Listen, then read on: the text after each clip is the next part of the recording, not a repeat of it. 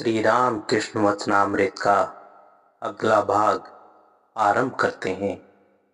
महिमाचरण अकार, उकार और मकार का क्या अर्थ है?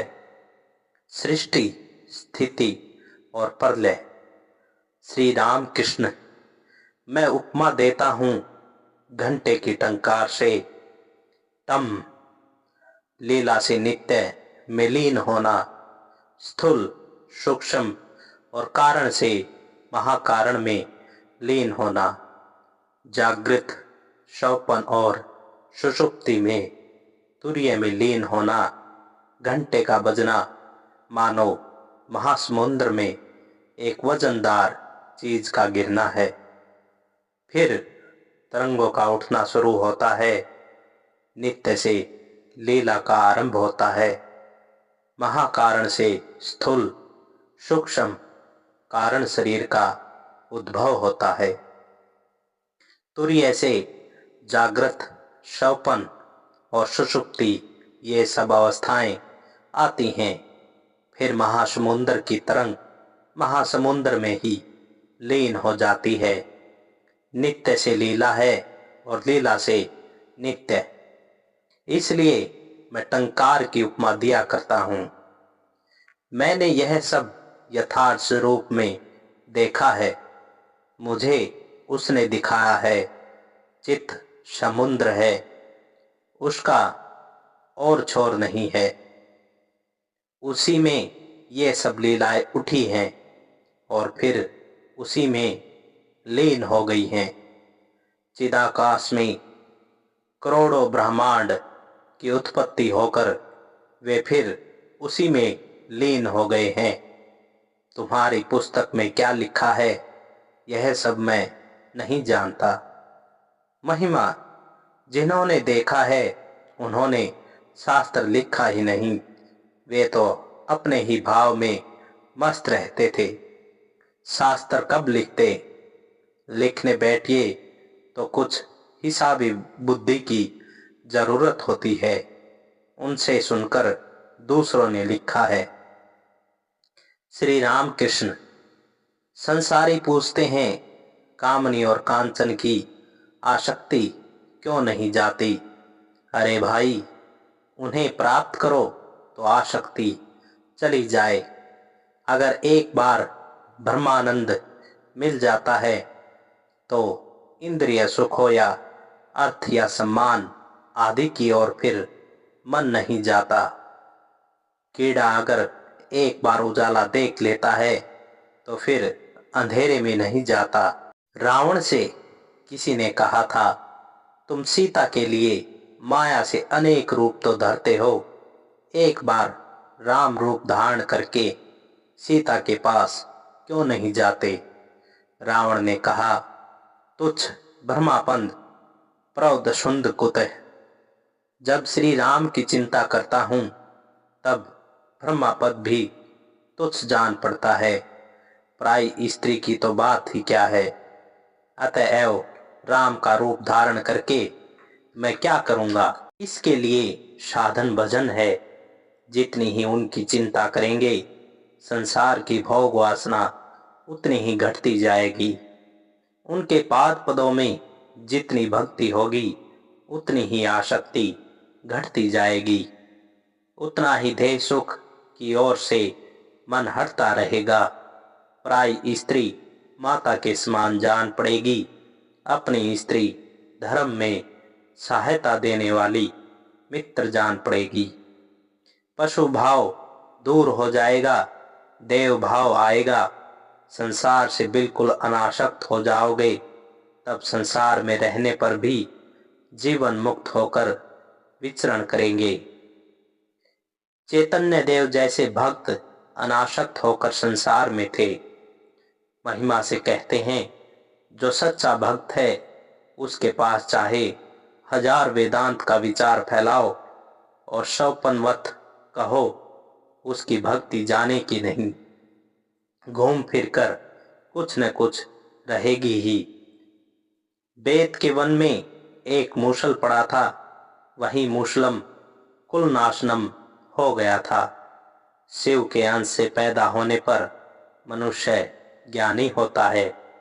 ब्रह्मा सत्य है और संसार मिथ्या, इसी भाव की ओर मन झुका रहता है। विष्णु के अंश से पैदा होने पर प्रेम और भक्ति होती है। वह प्रेम और वह भक्ति मिट नहीं सकती। ज्ञान और विचार के बाद यह प्रेम और भक्ति अगर घट जाए तो एक दूसरे समय बड़े जोरों से बढ़ जाती है। श्रीयुक्त हाजरा महाशय कलकत्ता भी आया जाया करते हैं। वहां ठनठनिया के ईशान चंद्र मुखोपाध्याय महाशय उनकी बड़ी खातिर करते हैं और साधु की तरह सेवा भी करते हैं।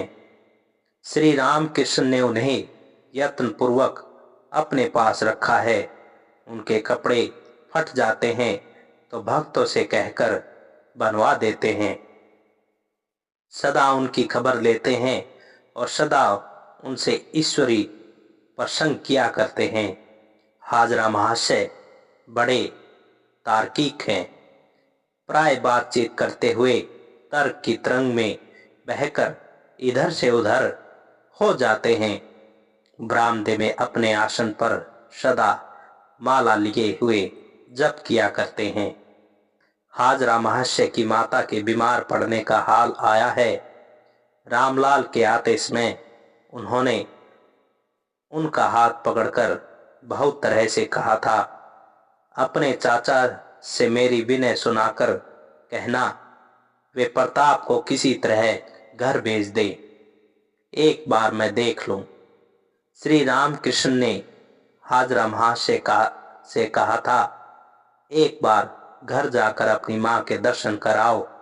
उन्होंने रामलाल से बहुत समझाकर कहा है, मां को कष्ट देकर भी कभी ईश्वर को पुकारना, हो सकता है मुलाकात करके चले आना। भक्तों के उठ जाने पर महिमाचरण हाजरा को साथ लेकर श्री रामकृष्ण के पास आए। मास्टर भी हैं। महिमाचरण श्री रामकृष्ण से कहते हैं, महाराज आपसे एक निवेदन है। आपने हाजरा को घर जाने के लिए क्यों कहा? फिर से संसार में जाने की उसकी इच्छा नहीं है। श्री रामकृष्ण कहते हैं, उसकी मां रामलाल के पास बहुत रोई है, इसलिए मैंने कहा 3 ही दिन के लिए चले जाओ, एक बार मिलकर फिर चले आना। माता को कष्ट देकर क्या कभी ईश्वर की साधना होती है? मैं वृंदावन में रहता था, तब माँ की याद आई, सोचा माँ रोएगी, बस सेजो बाबू के साथ यहाँ चला आया। संसार में जाते हुए ज्ञानी को क्या डर है? महिमाचरण महाराज हाजरा को ज्ञान जब हो तब न। श्री रामकृष्ण हाजरा को सब कुछ हो गया है, संसार में थोड़ा सा मन है, कारण बच्चे आदि हैं और कुछ ऋण है। मामी की सब बीमारी अच्छी हो गई है, एक नासूर रोग है। महिमाचरण कहाँ ज्ञान हुआ महाराज? श्री रामकृष्ण नहीं जी, तुम नहीं जानते हो। सब लोग कहते हैं हाजरा एक विशेष व्यक्ति है, रासमणी की ठाकुरबाड़ी में रहते हैं। सब लोग हाजरा का ही नाम लेते हैं। यहाँ का नाम कौन लेता है? हाजरा आप निरुपम हैं, आपकी उपमा नहीं है, इसलिए आपको कोई समझ नहीं पाता। श्री रामकृष्ण वही तो, निरुपम से कोई काम भी नहीं निकलता, अतएव यहाँ का नाम कोई क्यों लेने लगा? महिमा महाराज वह क्या जाने, आप जैसा उपदेश देंगे वह वैसा ही करेगा। श्री रामकृष्ण नहीं, तुम चाहे उससे पूछ देखो, उसने मुझसे कहा है तुम्हारे साथ मेरा कोई लेना देना नहीं है। महिमा तर्क बहुत करता है। श्री रामकृष्ण वह कभी कभी मुझे शिक्षा देता है, तब तर्क करता है, तब कभी मैं गाली दे बैठता हूँ। तर्क के बाद कभी मशारी के भीतर लेटा हुआ रहता है। फिर यह सोचकर कि मैंने कुछ कह तो नहीं डाला, निकल आता हूँ। हाजरा को प्रणाम कर जाता हूँ, तब चित्त स्थिर होता है। श्री राम कृष्ण हाजरा से कहते हैं, तुम शुद्ध आत्मा को ईश्वर क्यों कहते हो? शुद्ध आत्मा निष्क्रिय है, तीनों अवस्थाओं का साक्षी स्वरूप है। जब हम सृष्टि, स्थिति और प्रलय के कार्यों की चिंता करते हैं, तभी ईश्वर को मानते हैं। शुद्धात्मा उसी तरह है जैसे दूर पर पड़ा हुआ चुंबक पत्थर। सुई हिल रही है, परंतु चुंबक पत्थर चुपचाप पड़ा हुआ है, निष्क्रिय है। संध्या हो रही है। श्री राम कृष्ण टहल रहे हैं। मणि को अकेले बैठे हुए और कुछ सोचते हुए देखकर एकाएक श्री राम कृष्ण ने उनसे स्नेह भरे स्वरों में कहा, मर्किन के एक दो कुर्ते ला देना, सबके कुर्ते मैं पहन भी नहीं सकता। कप्तान से कहने के लिए सोचा था, परंतु अब तुम ही ला देना। मणि खड़े हो गए, कहा, जो आज्ञा। श्री राम कृष्ण के कमरे में धूप दी गई। वे देवताओं को प्रणाम करके बीज मंत्र जप कर नाम कीर्तन कर रहे हैं। घर के बाहर विचित्र शोभा है।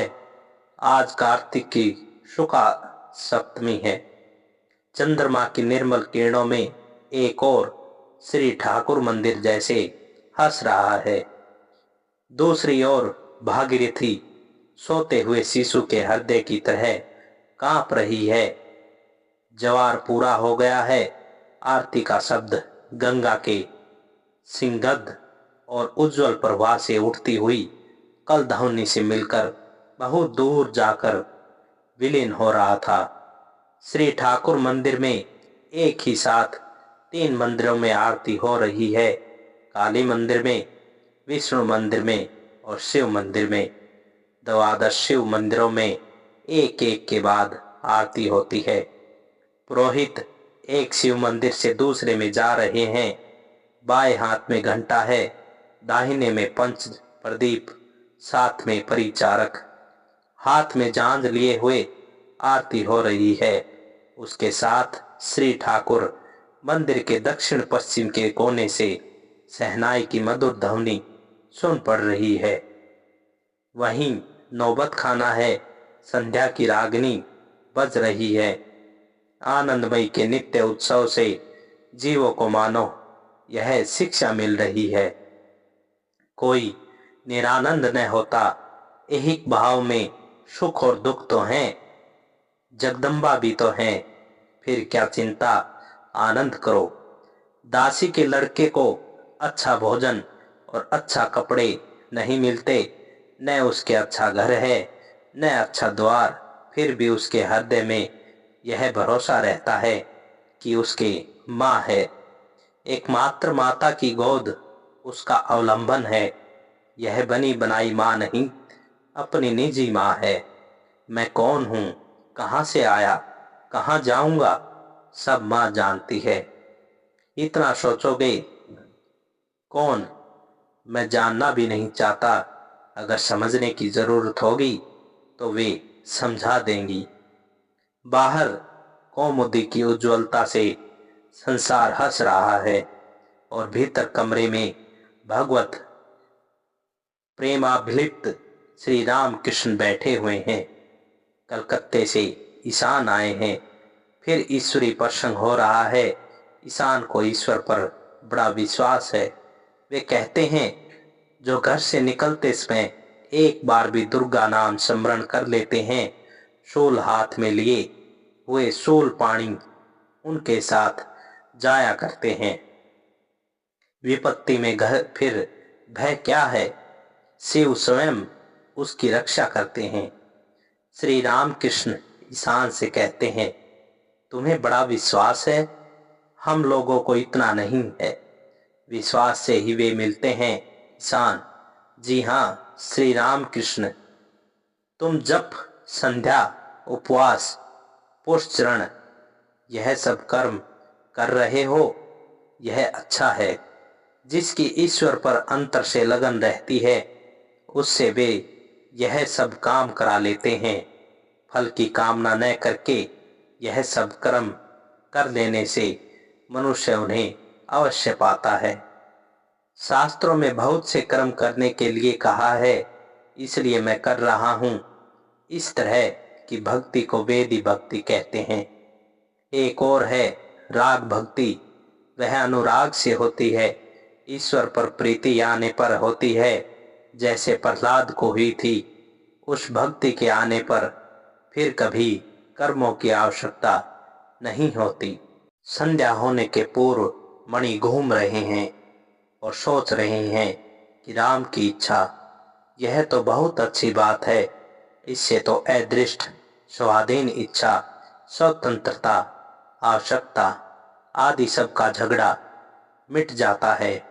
मुझे डाकुओं ने पकड़ लिया, इसमें भी राम की इच्छा।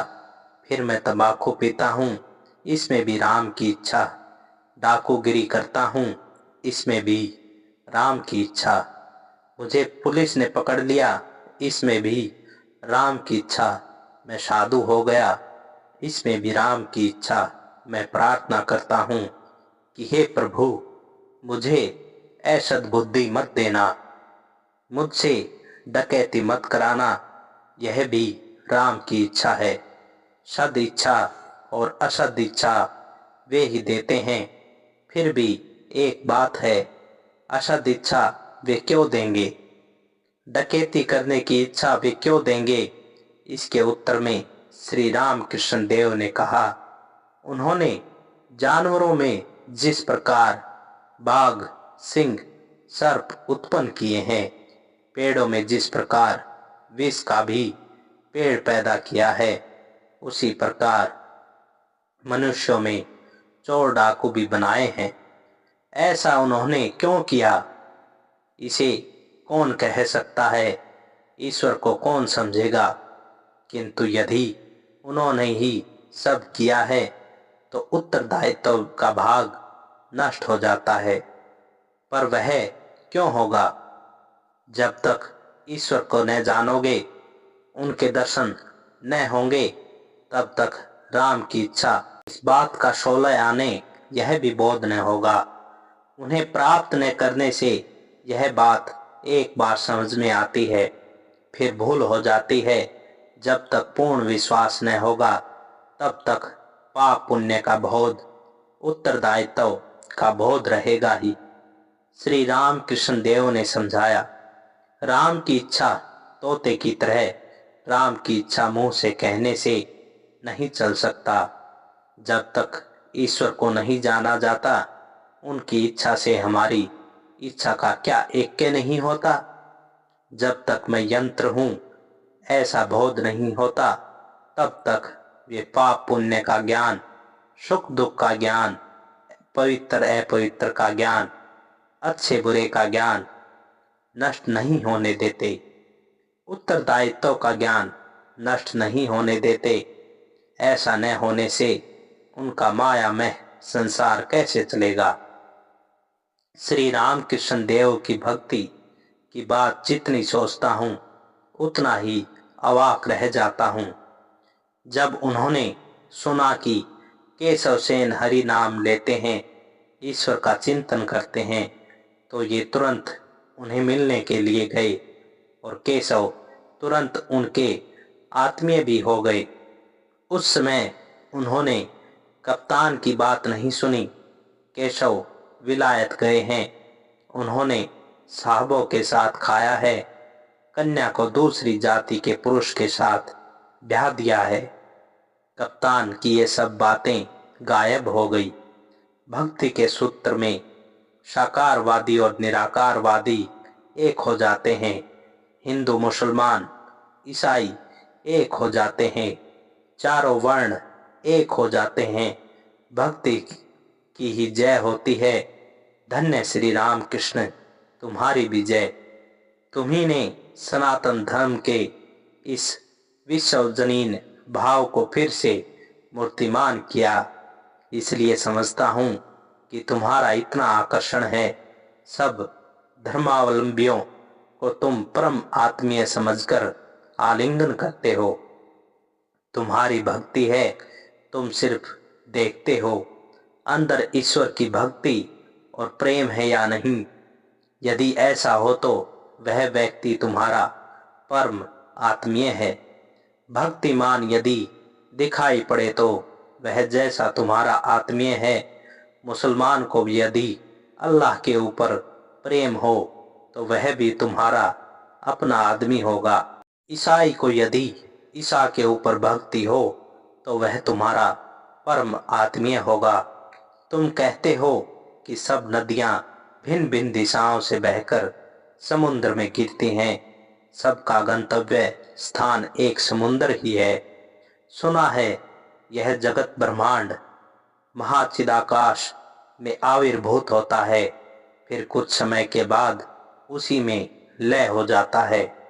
वहां समुद्र में लहर उठती हैं, फिर समय पाकर लय हो जाती हैं। आनंद सिंधु के जल में अनंत लीला तरंगे हैं। इन लीलाओं का आरंभ कहाँ है, अंत कहाँ है, उसे मुंह से कहा नहीं जाता, मन से सोचना ही नहीं जाता। मनुष्य की क्या शक्ति है, उसकी बुद्धि की ही क्या शक्ति। सुनते हैं महापुरुष समाधि सत होकर उसी नित्य परम पुरुष का दर्शन करते हैं। नित्य लीला में हरि का साक्षात्कार करते हैं।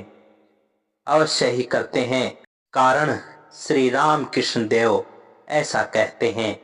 किंतु चरम चक्षुओं से नहीं मालूम पड़ता है। दिव्य चक्षु जिसे कहते हैं, उसके द्वारा जिन नेत्रों को पाकर अर्जुन ने विश्व रूप का दर्शन किया था, जिन नेत्रों से ऋषियों ने आत्मा का साक्षात्कार किया था, जिस दिव्य चक्षु से ईसा अपने स्वर्गीय पिता का बार बराबर दर्शन करते थे, वे नेत्र किसे होते हैं? श्री राम कृष्ण देव के मुंह से सुना था, वह व्याकुलता के द्वारा होता है। इस समय वह व्याकुलता किस प्रकार हो सकती है? क्या संसार का त्याग करना होगा? ऐसा भी तो उन्होंने आज नहीं कहा।